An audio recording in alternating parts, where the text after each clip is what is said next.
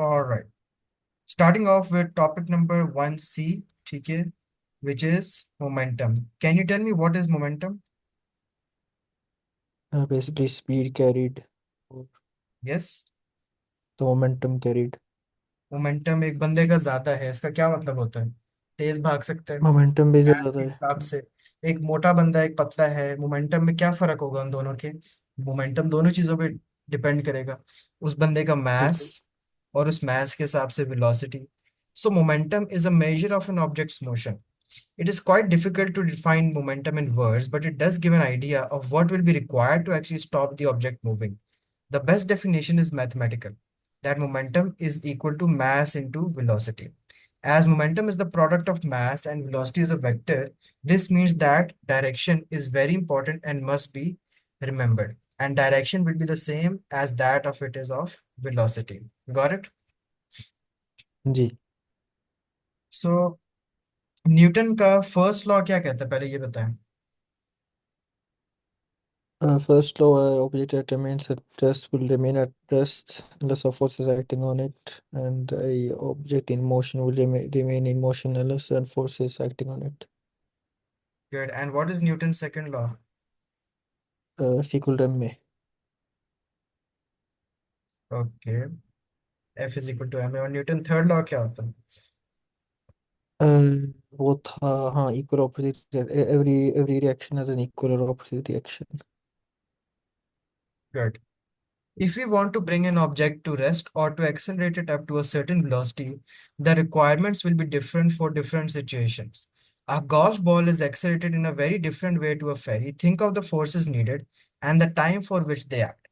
This brings us to another way of thinking about momentum, and it is the measure of accelerating force. अगर हम force को define करते हैं, remember, force is defined as the rate of change of momentum.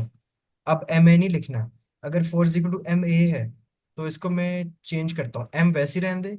ए का formula क्या होता है? V minus U over T.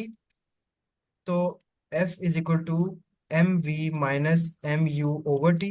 तो M V minus M U क्या होता है? Change in momentum divided by time कर देंगे तो वो rate of change of momentum. So यहाँ से डिराइव हुआ that force is equal to rate of change of momentum. Newton second law can be written mathematically as F is equal to M A.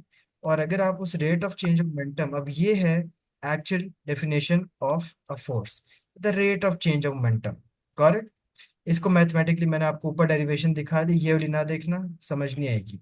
Simple derivation is acceleration is equal to V minus U over T होती है ना, final minus initial over T.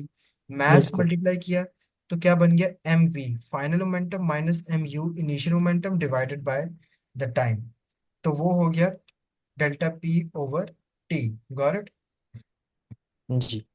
सो force momentum हो गया product of mass and velocity, and force is equal to rate of change of momentum. Conservation of linear momentum का law क्या कहता है? Can you tell me? कौन सा, हाँ जी, तो वो मोमेंटम बिफोर एक momentum after, yes, good.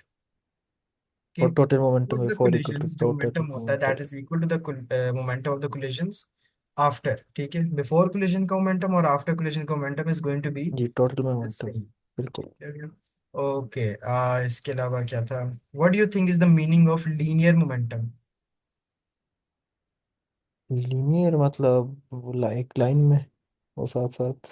Linear होता है कि उसी डायरेक्शन में, स्ट्रेट लाइंस में टू ऑब्जेक्ट्स आर. हाँ, ठीक, फ्लैट डायरेक्शन मतलब। में उसकी वेलोसिटी है, उसी डायरेक्शन में उसका मोमेंटम भी एक्ट कर रहा हम्म, होगा.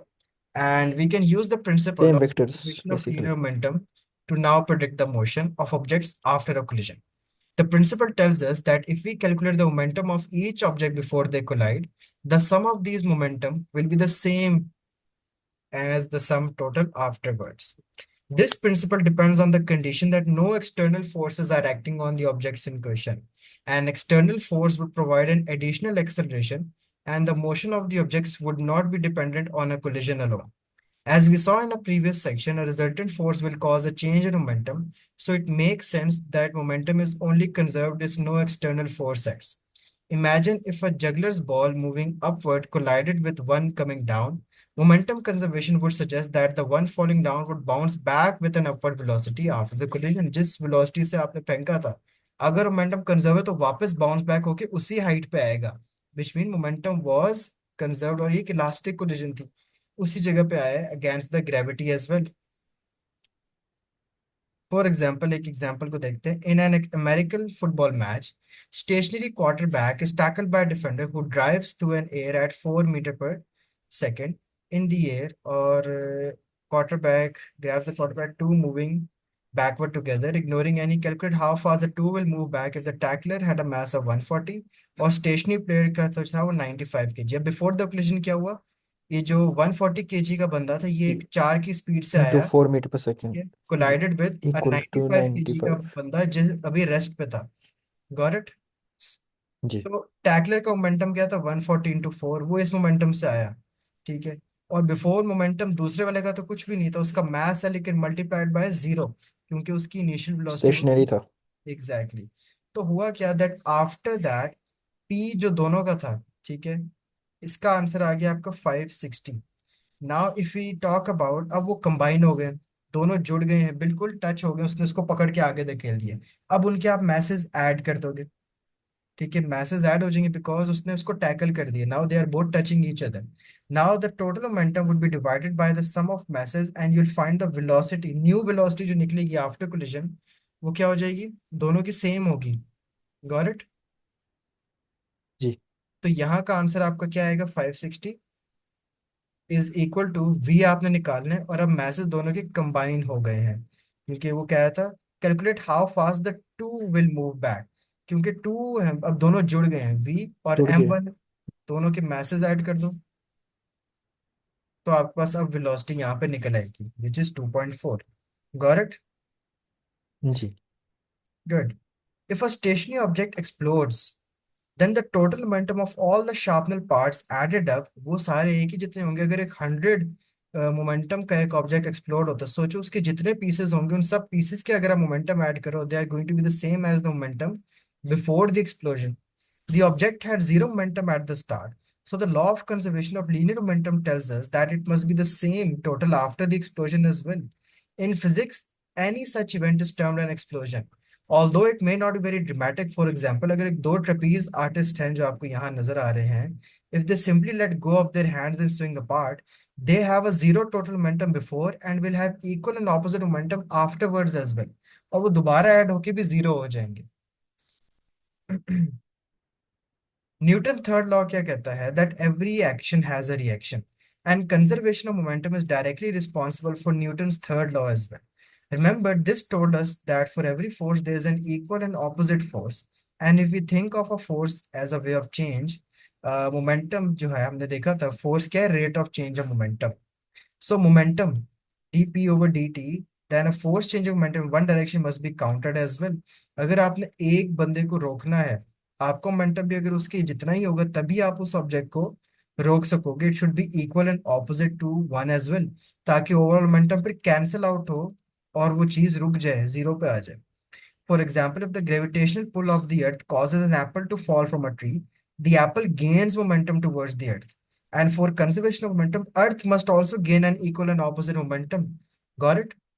This is then caused by an ji. equal and opposite gravitational force। इसलिए वो एक equal and opposite gravitational force भी आपके ऊपर लगाता है।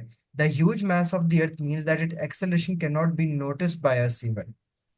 So conservation of linear momentum क्या कहता है, that vector is the sum of a momentum of all objects in a system, same before and after any interaction between the objects। And an explosion is a situation in which a stationary object or system of joined objects separates into component parts which move off at different velocity, और momentum तब भी उस चीज में भी conserve ही रहेगा उस concept के अंदर भी। Got it? Ji. And this is the end of your topic number 1C as well।